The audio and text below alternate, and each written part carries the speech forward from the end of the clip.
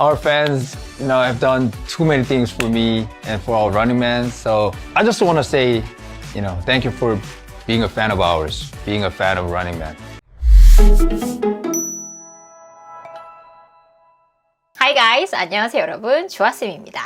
최근에 이 영상 보셨는지 모르겠어요. 저는 사실 김종국님의 팬이에요. 저도 이제 운동에 관심이 많기 때문에 이제 많이 보고 있어요. 최근에 근데 영어와 관련된 영상을 올리셨는데 저는 그게 제가 생각하는 외국어란 이렇게 배워야 한다라는 완벽한 로드맵이 없어요. 그래서 여러분과 함께 이 부분을 좀 공유를 하고, 그리고 하반기에 여러분이 어떻게 영어 공부를 하면 좋을지에 대해서 같이 한번 생각하는 시간을 가지면 어떨까라는 생각을 합니다. 자, 우리 그러면 하나씩 살펴볼까요? 첫 번째, 나에서부터 나가야 된다.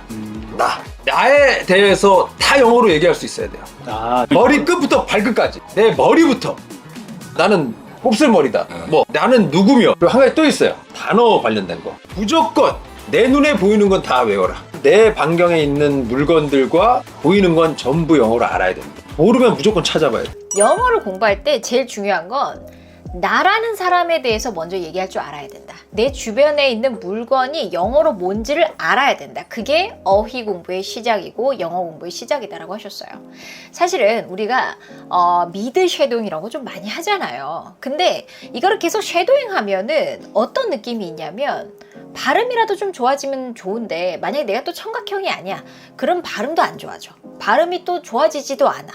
그렇다고 막 이렇게 미드에 쓰는 어휘를 내가 평소에 쓸만한 때도 별로 없어. 이러면 나는 영어 공부를 한다고 했는데 여전히 왜 약간 이렇게 된다는 거예요. 그래서 진짜 중요한 포인트는 나라는 사람과 관련된, 나라는 사람, 나와 관련된 그 모든 거를 영어로 말할 수 있게끔 만드는 게 첫 번째예요. 진짜 중요한 포인트입니다. 내가 평소에 하는 주제에 대한 말, 그거를 영어로 먼저 좀 스크립을 써보는 것도 되게 좋아요. 사실 근데 주제 없이 그냥 나에 대해서 막 말하려고 그러면 자기소개, 그다음 내 직업, 또 뭐지? 약간 이렇게 되거든요. 뭐에 대해서 얘기해야 되지? 이때 너무 좋은 게 오픽이라는 시험이에요. 오픽 시험 문제 항상 1번이 뭔지 아세요, 여러분? Introduce yourself. 너 자신에 대해서 얘기 좀 해보. 그냥 1번 디폴트로 나오는 시험 문제예요. 오픽이 그런 시험이에요. 내가 관심 있어 하는 주제를 고르게 해요. 관심 없는 건 물어보지도 않아. 얼마나 좋은 시험이에요. 그래서 오픽을 주제로 여러분이 공부를 하면 오픽을 갖고 시험을 보든 안 보든, 필요하든 안 필요하든, 나의 자신에 대해서, 내 친구에 대해서, 내가 좋아하는 영화에 대해서, 내가 좋아하는 취미에 대해서 영어로 말할 수 있게끔 해준다라는 겁니다. 먼저 이거부터 해야 돼요. 자, 그래서 저희 소리튜닝 같은 경우에는 어느 정도 소리가 완료가 되면 저희는 에이스라는 등급을 드려요. 에이스 등급이 되면 그 다음부터 오픽이라는 시험을 도전하시는 분들이 굉장히 많습니다. 순서가 딱딱 맞아요. 너무너무 좋아요. 자, 그 다음에 또 뭐라고 얘기를 하셨냐면 미국에서 생활 영어의 80%가 1000단어 안에서 다 해결된다. 그렇기 맞아, 때문에 맞아. 단어를 많이 외우는 거는 솔직히 그렇게 중요한 부분은 아니고 물론 외우면 좋지만 거기에 시간 투자를 하면은 몰라도 되는 단어를 많이 맞아요. 배우고, 두 번째는 단어 외우는 게 언어 공부할 때 제일 싫어하는 부분이거든요. 맞아. 그래서 그것 때문에 포기하는 사람들 되게 많아요. 1000단어 갖고서 원어민들은 웬만한 얘기를 다 한다. 저도 이 얘기를 했었던 거 기억나시죠, 여러분? 그리고 이것과 관련된 영상도 제가 몇 번 찍었어요. 그죠? 단어 2000개 정도, 1000개 정도만 있으면 웬만한 회화는 가능하다예요. 근데 이 2000단어를 그냥 danger, 위험, danger, 위험 이렇게 여러분이 기억을 해두면 얘를 못 써요. 그래서 collocation과 함께 뭉탱이로, sentence로 기억을 하셔야 된다라고 말씀을 드렸어요. 단어를 2만 개, 3만 개, 4만 개 알면 뭐예요? 내가 쓰지를 못하는데. 그게 우리 문제예요. 그게 우리의 가장 큰 문제라고 생각해요. 토익은 900점 나오는데 해외여행 가서 컴플레인도 제대로 못해. 여기서 이제 현타 오는 거거든요, 우리가. 그래서 2000개의 기본 단어를 딥하게 연습을 하는데 뭐가 연습하냐면 머리가 연습하는 거 아니고 입이 연습해야 돼요. 자, 그 다음에 김종국 님이 발음에 대한 얘기를 하셨어요. 영어 소리에 대해서 얘기하셨어요. 그리고 너무 좋은 이 단어를 쓰셨어. 뭐라고 하셨냐면 개인적인 팁. 단어와 언어로 다가가기보다 이걸 그냥 소리로 다가갔습니다. 음악처럼 단어나 뭐 문장 하나. delicious? 이거를 delicious 영어로 다가가는 게 아니고 delicious 이 음으로 이걸 무조건 사운드로 접근했어요. 영어 뭐 있죠? workout. workout 그러면 workout 들리는 대로 그냥 workout이라는 걸로 인지하기보다는 소리로 성대모사 하듯이. 그래서 저는 개인적으로 저와 목소리가 비슷하거나 비주얼이 비슷하거나 그래서 그 사람의 말투, 발음 이런 것들을 제가 성대모사 하듯이 따라하려고 많이 했어요. 영어는 누구 따라 하신 거예요? 드웨인 존슨 같은 경우도 많이 보고. 소리로 익혀야 된다라고 하셨어요. 너무 좋은 말이죠. 이거 발음도 아니고 영어는 소리로 익혀야 된다. delicious 이렇게 하면 안 되고 소리로 익혀야 된다. delicious. 소리로 익혀. 들리는 대로 네가 소리 내는 거야.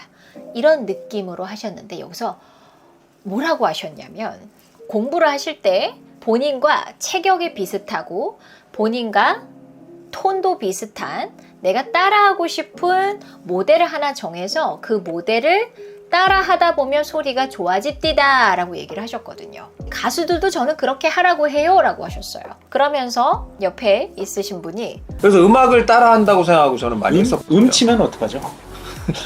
아, 그거 좀 문제네. 그거 생각 못했네? 라고 하셨어요. 그걸 생각을 못 하셨어요. 우리 월드스타님은 가수시죠? 즉 귀가 예민하실 거예요. 따라하는 게 편하실 거예요. 자, 그런데 이 대부분의 사람들은 우리 대부분의 사람들은 가수가 아니에요. 이제 여기서 김종국님의 학습과 우리의 학습이 갈라져야 돼요. 가수가 아니야. 음치야. 박치야. 그러면 이렇게 따라할 수가 없습니다. 그냥 주구장창 따라하고 낭독하고 쉐도잉만으로는 오래 걸려요. 아니면 안 될 수도 있어요. 이런 분들은 어떻게? 이런 분들 소리톤 영어 와야지 뭐 어떡해. 탤런트와 상관없이 우리는 다 가능하게 만들어드려요. 제가 가끔 가르치다 보면 이런 느낌이 들어요. 내가 지금 음치 클리닉을 운영하고 있나? 그런데 음치도 음치 클리닉 가면 노래 부를 수 있게 됩니다. 그렇죠? 가능하다는 얘기예요.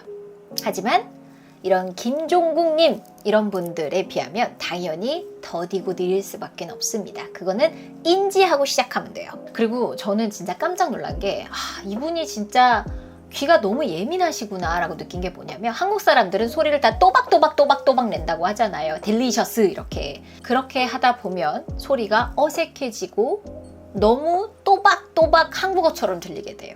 그래서 뭐라고 얘기하시냐면 만약에 그거를 조금 더 잘하고 싶다 그러면은 제가 형한테 항상 얘기하는 게 네. 뒷부분을 날려. 많은 분들 공감하시겠지만 영어라면 이거를 혹시 정확하게 말을 끝까지 해야 알아듣지 않을까 라는 생각 때문에 한국 분들이 가장 많이 하는 실수가 영어를 정확하게 또박또박 다 얘기하려고 그래요. 들을 때 오히려 외국 사람들이 못 알아보는 케이스가 좀 있고 ED, 뭐 과거형 이런 거를 꼭 티나게 얘기하려고 할 때가 있어요. 근데 그냥 뒤를 자연스럽게. 얼버무리면 이 사람이 더 알고 썼겠지 약간 이런 거 있잖아요. 그냥 눈치를 넘어가는. 그럼 I don't 이런 것도 How are you doing 이렇게 해야 되는데 그냥 How you doing 이렇게 하고 뭐 소리를 끝에 날려 라고 표현을 하세요. 소리를 끝에 날리면 돼. 그런 느낌으로 소리를 내 라고 하셨어요. 이게 사실은 이론이 있죠. 영어엔 중요한 악센트가 있고 중요하지 않은 소리가 있어요. 내용어와 기능어. 그쵸? 그게 바로 날리는 소리. 내용어는 제대로 내는 소리. 근데 이런 이론을 모르시는 상태에서 들어보니 중요하지 않은 건 날리네?